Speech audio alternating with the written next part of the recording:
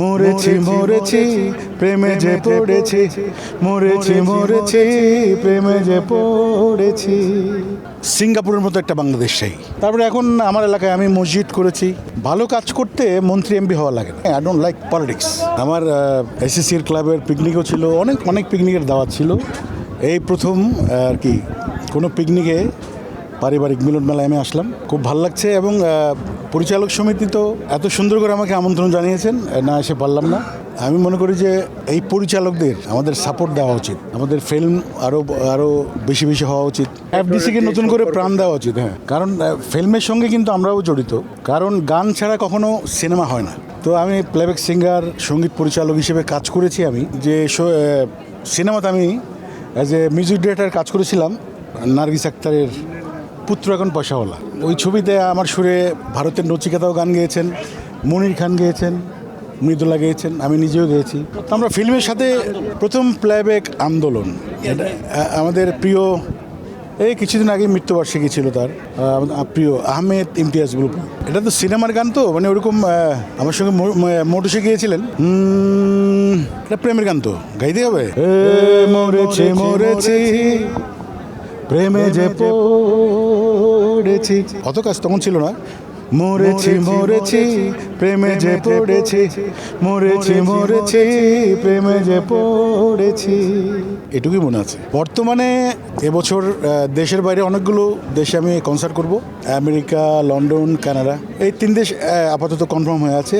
তো দেশে তো অবশ্যই ইলেকশনের পর একটা সুন্দর কিছু আমরা চাই, আমরা সবাই চাই, তোমরাও চাও। নতুন গান আমি কালকেও একটা ভয়েস দিলাম, মির্জাফরের বংশ তুমি, রাজাকারের বোন। এটা একটা লাইন শোনায়, এটা আপনারা, তবে সব মেয়েদের জন্য না, কিছু কিছু মেয়েরা আছে। মির্জাফরের বংশ তুমি, রাজাকারের বোন, মির্জাফরের বংশ তুমি, রাজাকারের বোন, তোমায় দেখে লজ্জা পাবে ক্রাইম ডিভিশন, তোমায় দেখে লজ্জা পাবে ক্রাইম ডিভিশন। রাজাকারটা একটা বেসিক্যালি গালি, রাজাকারের বোন, এর চেয়ে খারাপ গালি আর ওভাবে তো ডাইরেক্ট তো গালি দেওয়া যায় না। তা আমি বলেছি রাজাকারের বোন। আমার প্রত্যাশা হচ্ছে যেই ক্ষমতায় আসুক, আমরা নিরাপত্তা চাই। সিঙ্গাপুরের মতো একটা বাংলাদেশ চাই, যেটা আমরা দেশের বাইরে গেলে যেটা আমাদের ভাবায়, দেশের বাইরে গেলে যে আমাদেরকে ভাবায় যে আমাদের দেশটা কবে এরকম সুন্দর হবে।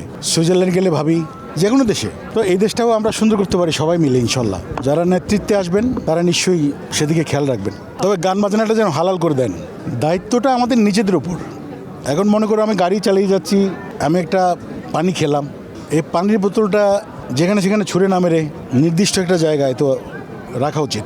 এটা দেশের জন্য, এটাও একটা দেশের, এটা ছোট্ট কাজ, এটাও কিন্তু মানে দেশকে সুন্দর করার জন্য এটা একটা বড় ভূমিকা রাখে। মানবিক মানুষ হিসেবে তো আমি অনেক, আমি নিজে যখন 90s আমার বৃহস্পতি তুঙ্গে ছিল আর কি, রবি চৌধুরী ক্রেজ, ওই সময় আমি 2টো প্রোগ্রামের টাকা সবসময় আলাদা করে রাখতাম পিছনে দেওয়ার জন্য, মানুষের দেখিয়ে নয়, মানে এই দানটা কাউকে দেখাতাম না। তারপরে এখন আমার এলাকায় আমি মসজিদ করেছি, আল্লাহ করিয়েছেন।